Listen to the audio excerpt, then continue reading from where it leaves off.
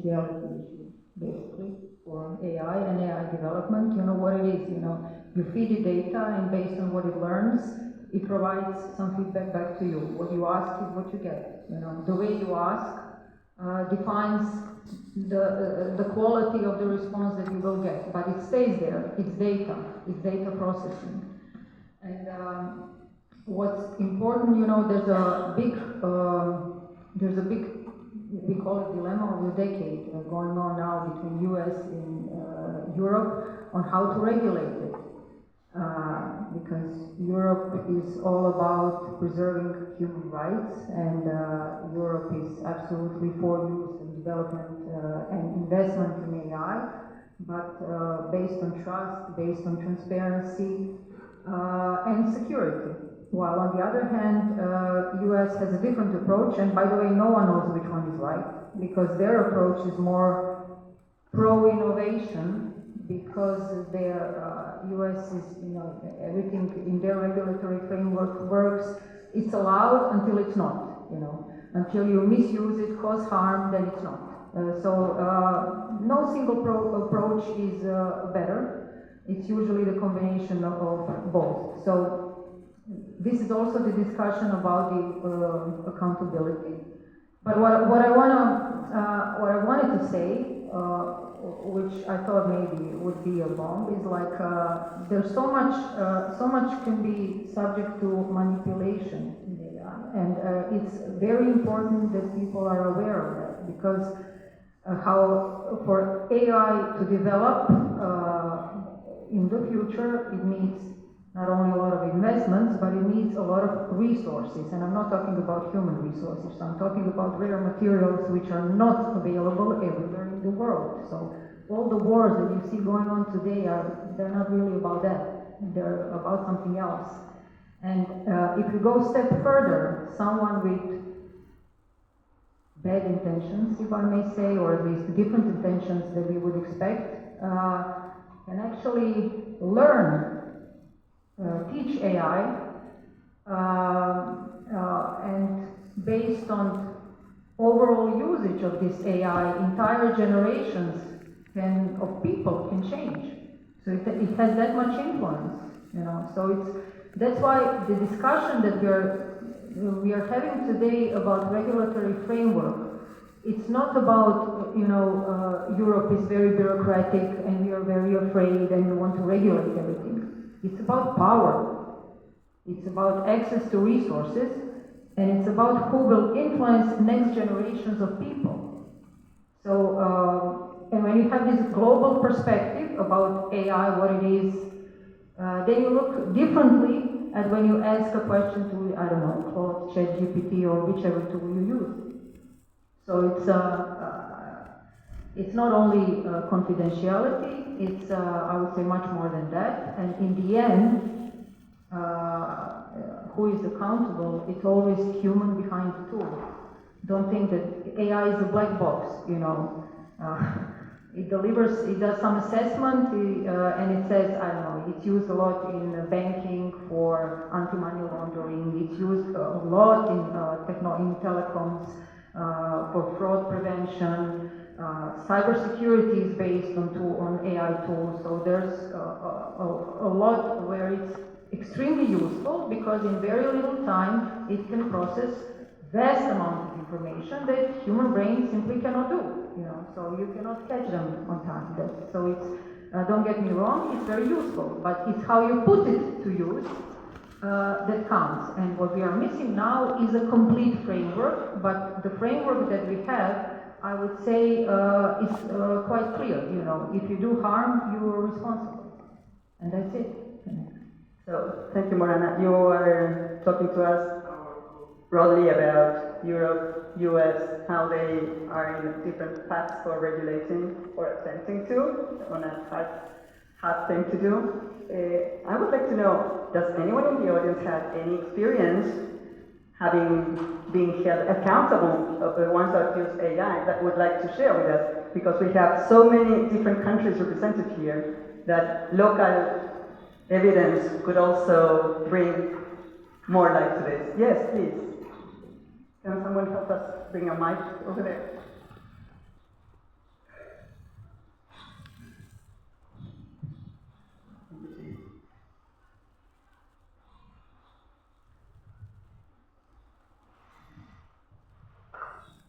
Thanks. It's partly in response to what Lisa was saying about confidentiality.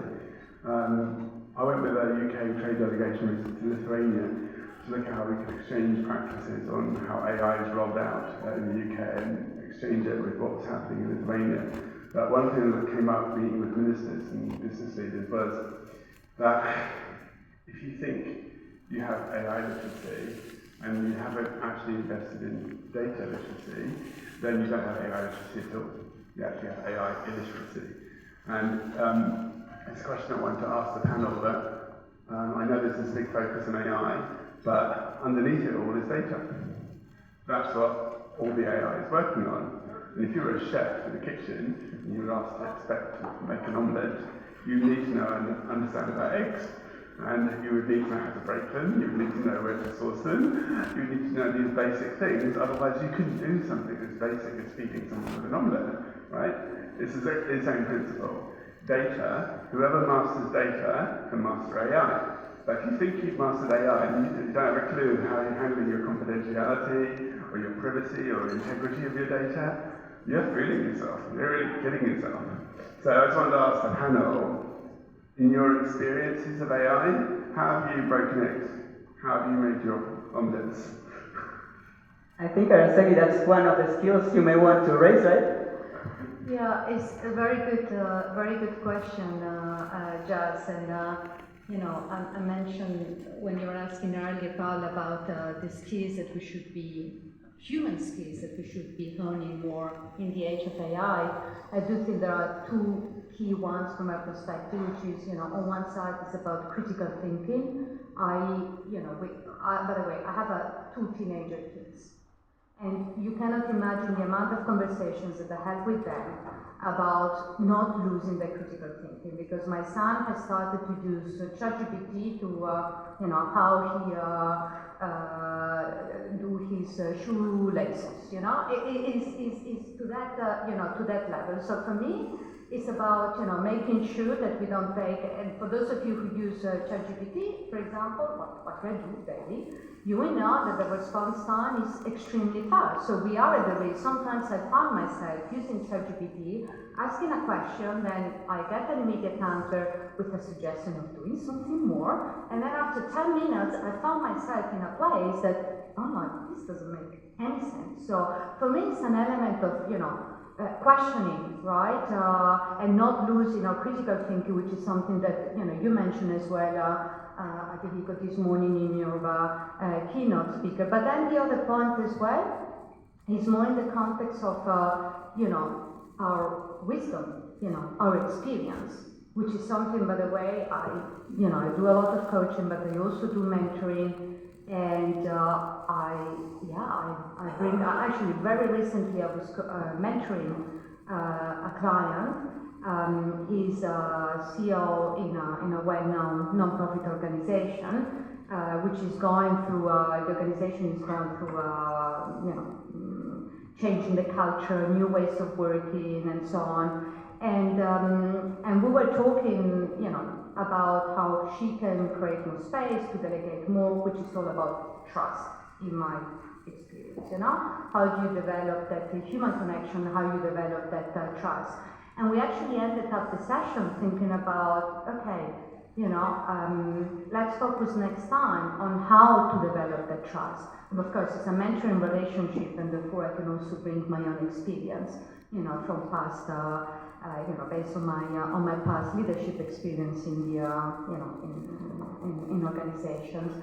So I think there are these two elements, you know, the critical thinking, but also our lived experience, and therefore the wisdom that we bring to the table, that from my perspective are not replaceable by AI.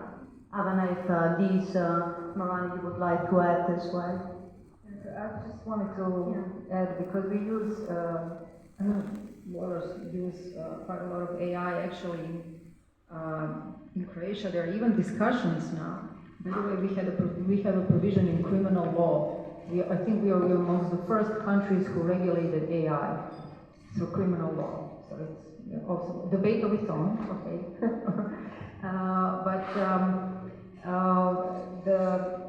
I wanted to comment on the teenage kids as well and the speed of information. We use AI tools as well in the legal world, and one of the things that is being discussed now is so-called predictive justice.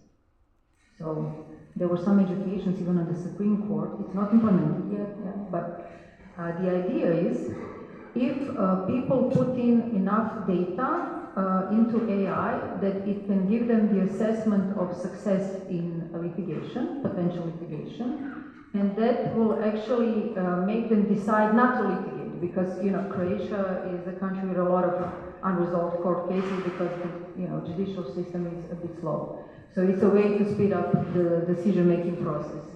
And a lot of questions rose up about this, because it's the matter of accountability, interpretation of law, whether this information that is provided by AI to the people is going to be correct, who is going to be responsible, because it's basically government who would provide this tool. So a lot of different angles. But when it comes to using AI in everyday work or legal work, what I see as a manager as well, actually, I totally see when someone used AI to deliver something, because there's usually they don't know how to answer to a question why, and this is critical thinking, So it's okay, it's instant response.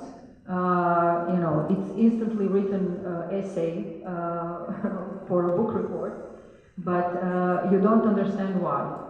I remember there was a book about, I don't know the author, it's like System 1 and System 2 and how our brain works, and the System 1 is the speed, the fast one, and the System 2 is the lazy one. So I guess the answer is we should always keep the System 2 alert. Am I right? I'm just, asking the experts. I think we have a